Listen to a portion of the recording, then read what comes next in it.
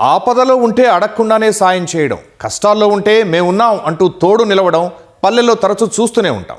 అవసరమైతే ఎకరం అమ్మైనా, ఇల్లు తాకట్టు పెట్టైనా మన అనుకున్న వారిని ఆదుకున్న వృంతాల గురించి చాలానే విన్నాం. కానీ పంతానికి పోతే గజం స్థలం కోసం కొట్లాటకు దిగడం, ఇంటి ముందుకు నీళ్లు వచ్చాయని కుళాయి నీళ్లు పట్టుకోనివ్వటం లేదని హత్యలు చేసిన ఘటనలు కూడా విదితమే. అలాంటి చిన్న గొడవే కర్నూలు జిల్లాలో 4 హత్యలకు కారణమైంది. మరి ఇంతకీ ఏంటా గొడవ? నలుగురిని చంపేంత పగలు ప్రతీకారాలకు కారణమేంటి?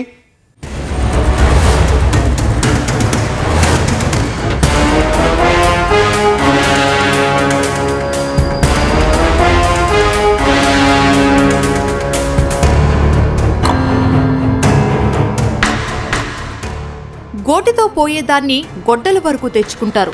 మరి ఒకసారి రక్తం మరిగిన గొడ్డలి ఊరుకుంటుందా? మళ్ళీ అదే రక్తం కావాలని కోరుకుంటుంది. ఎన్ని రోజులైనా గ్రామాల్లో పగలు చల్లారవు. ప్రతీకారం కోసం బాధితులు ఎదురు చూస్తూనే ఉంటారు. ముఖం చాటేస్తే కొంతవరకు కోపతాపాలు తగ్గొచ్చుగాని ప్రత్యర్థులు కళ్ల ముందే తిరుగుతుంటే మాత్రం ఓర్చుకోలేరు. తమకు జరిగిన అన్యాయానికి తప్పకుండా ప్రతీకారం తీర్చుకోవాలని తపిస్తారు. కర్నూలు జిల్లాలోనూ సరిగ్గా అదే జరిగింది.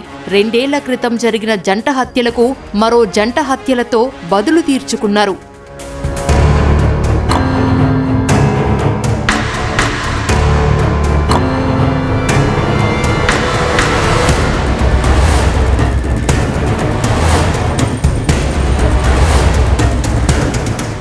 కర్నూలు జిల్లా ఎమిగనూరు మండలం కంతనాతిలో 2 ఏళ్ల క్రితం జరిగిన జంట హత్యలకు ప్రతీకారంగా మరో 2 హత్యలు జరగడం కలకలం రేపాయి. బోయ బిక్కితొనుకల రవి ఇంటి సమీపంలో మంచినీటి కుళాయి ఉంది. గ్రామంలోని ప్రజలంతా అక్కడికే వచ్చి మంచినీరు పట్టుకుని వెళ్లేవారు. అయితే రవి ఇంటి పక్కనే ఉండే బోయ గోవింద్ కొత్తగా ఇల్లు నిర్మిస్తూ ఆ కుళాయికి పైప్ తగిలించి నీటిని వాడుకునేవాడు. దీంతో గ్రామస్తులకు మంచినీరు సరిపోక ఇబ్బంది పడేవారు. పైగా రోడ్డు మీదకు గోవింద్ ఇంటి నిర్మాణం చేపట్టడంతో రవితో పాటు నరసింహులు వెళ్లి నిలదీశారు. దీంతో మాటామాటా పెరిగి గొడవకు దారితీసింది. కోపంలో గోవింద్, ఆయన తమ్ముడు నరసయ్య రవి, నరసింహులపై దాడి చేసి చంపేశారు.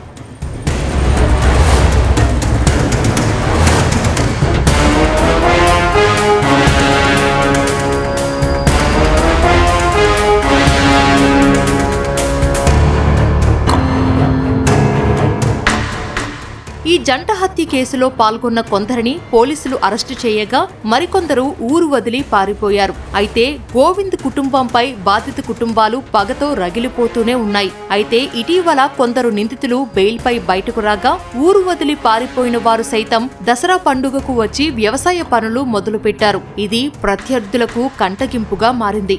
ఎలాగైనా వారిపై పగ తీర్చుకోవాలని అదును కోసం ఎదురు చూస్తున్నారు.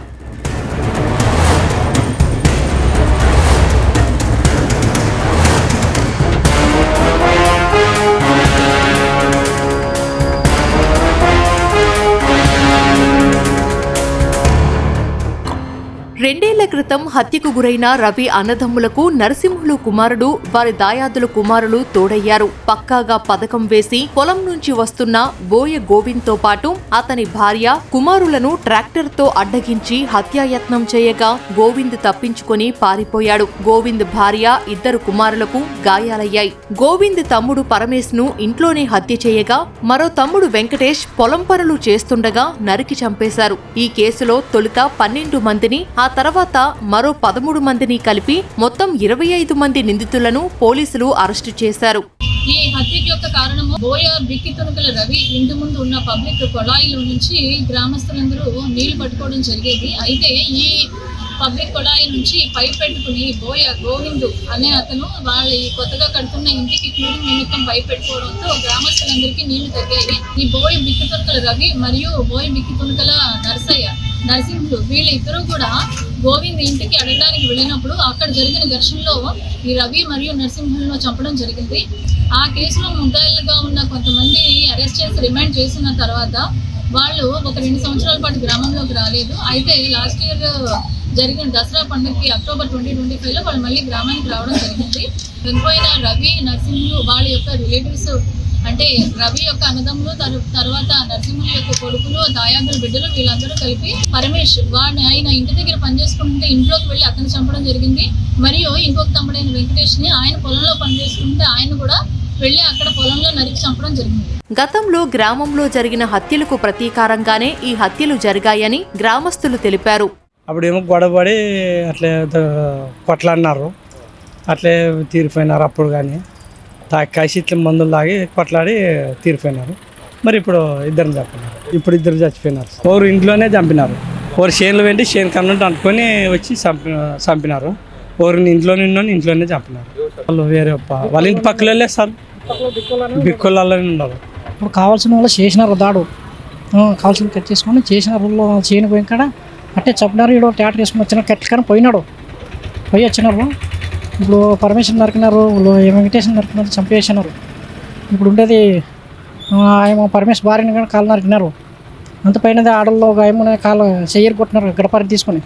అంతా బాగా దౌర్జన్యం జరుగుతుంది సార్. పుట్టగా అప్పుడు పెద్దలకు ఏం జరిగిందో మనకు తెలియదు.